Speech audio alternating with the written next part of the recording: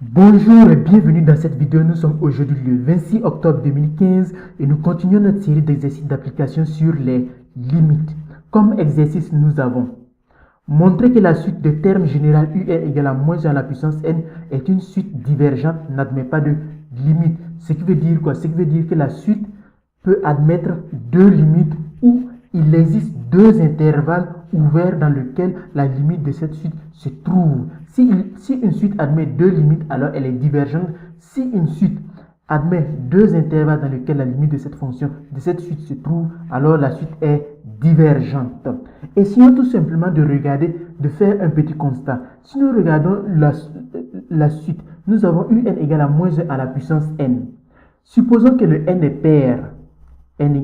Nous remplaçons n par 2p, nous aurons moins 1 à la puissance 2p. Et nous savons que moins 1 à la puissance 2p est égal à moins 1 au carré, le tout à la puissance p, qui est égal à 1 à la puissance p, qui est égal à 1.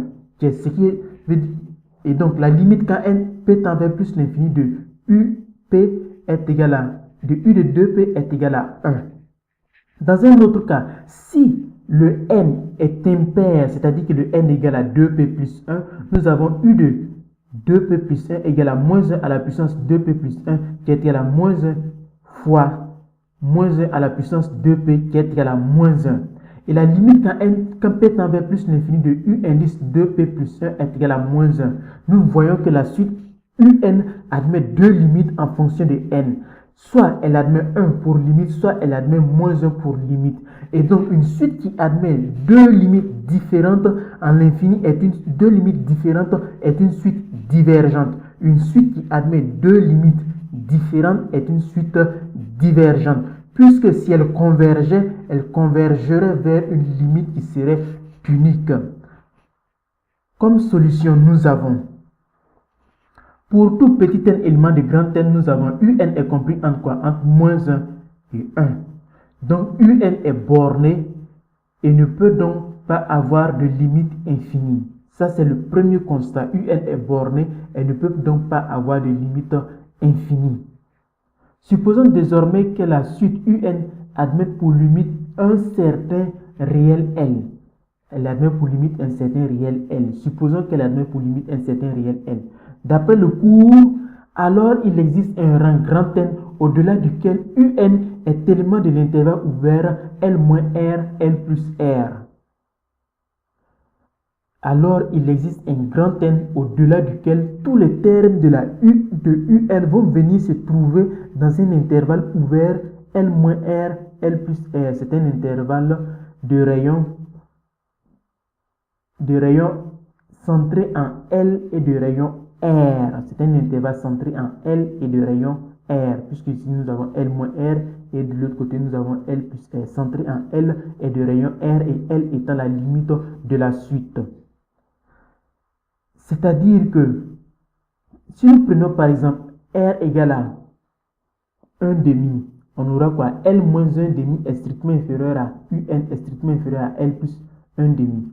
Autrement dit, pour tout petit n supérieur que la grand N, si nous remplaçons un par sa valeur, nous avons moins 1 à la puissance n qui est compris entre L moins 1 demi strictement inférieur à moins 1 à la puissance n qui est strictement inférieur à L plus 1 demi. Si nous mettons moins L dans chaque membre de l'inégalité, nous avons moins 1 demi strictement inférieur à moins 1 à la puissance n moins L strictement inférieur à 1 demi.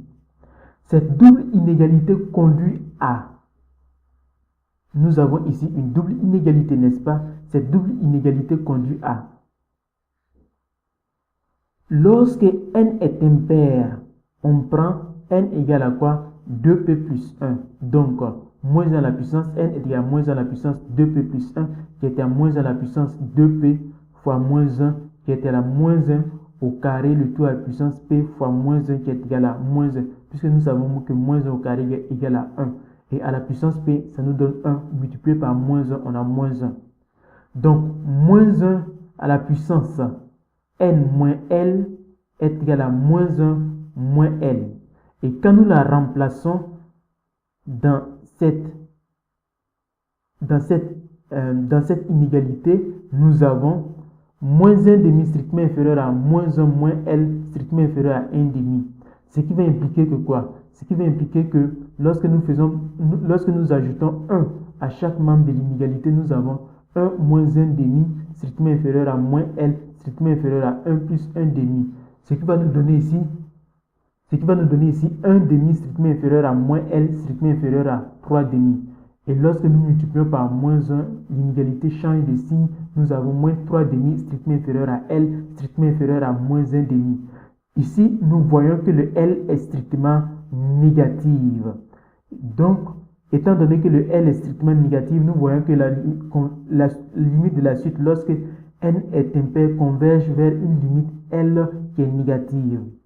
Maintenant, dans le deuxième cas, nous avons, lorsque n est pair, on prend n égale à 2p, donc moins 1 à la puissance n égale à moins 1 à la puissance 2p qui était là, moins 1 au carré, le tout à la puissance p qui était là, 1 à la puissance p qui est égal à 1. Si nous remplaçons cela dans la valeur de l'inégalité, nous avons moins 1 demi strictement inférieur à 1 moins L strictement inférieur à 1 demi. Ce qui va impliquer que lorsque nous ajoutons un moins 1 dans chaque membre de l'inégalité, nous avons moins 1 demi strictement inférieur à moins L strictement inférieur à moins 1 plus 1 demi. Ce qui va impliquer quoi? Ce qui va impliquer que moins 3 demi strictement inférieur à moins L strictement inférieur à moins 1 demi. Ce qui va impliquer que lorsque nous multiplions chaque membre de l'inégalité par moins 1, on a 1 demi strictement inférieur à L strictement inférieur à 3 demi. Ce qui va impliquer que le L positif. D'où une contradiction. L'hypothèse émise au départ est donc fausse, puisque nous avons supposé que la suite UN convergeait vers une limite L, et nous avons pris la définition que pour tout petit n supérieur à grand N, à partir d'un certain rang, UN est élément de L moins R, L plus R. Donc nous avons montré que l'hypothèse émise au départ est donc fausse, et donc la suite UN n'a pas de limite. Merci pour l'attention que vous avez accordée à cette vidéo sur les limites. À la prochaine pour un nouvel exercice.